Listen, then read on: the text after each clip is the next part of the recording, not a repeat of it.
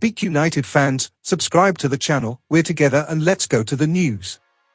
Sheikh Jassim bin Hamad Al Thani is hoping to become the new owner of Manchester United and is free to go ahead with his bid despite changes to the Premier League owners' rules.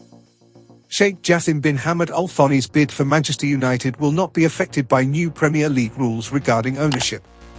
The Qatari is in the running to buy the Red Devils, with the Glazers open for sale in what would be a world record deal for a sports team. Sheikh Jassim's connection to the Middle Eastern state, which effectively owns European rivals PSG, was highlighted on Thursday as the Premier League plans to tighten its rules on who can buy a club, with human rights abuses a major red flag. The new ownership and directors test will include a ban on human rights violators, the violent and the corrupt.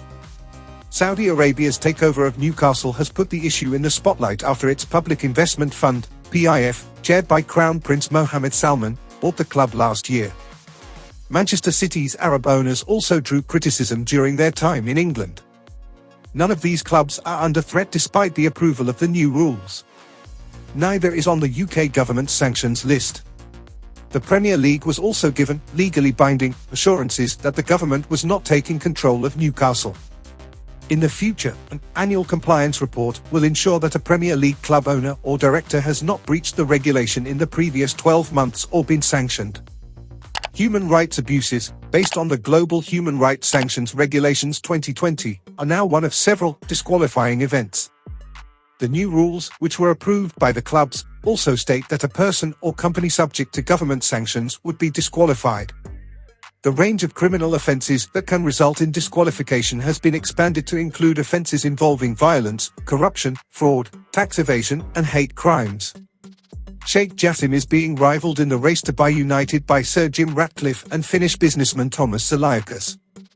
The Sheikh of Qatar is chairman of the Qatar Islamic Bank, one of the country's largest banks, while his father, Hamad bin Jassim bin Jabir Al Thani, is a former Prime Minister of the Middle East state.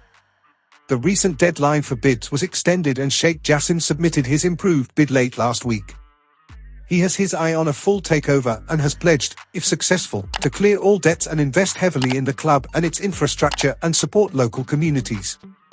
Despite this, his candidacy is still subject to the anger of the human rights organization Amnesty International.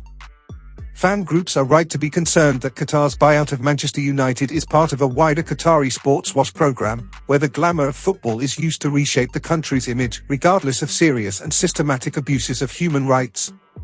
Peter Frankenthal, Director of Economic Affairs at Amnesty International UK.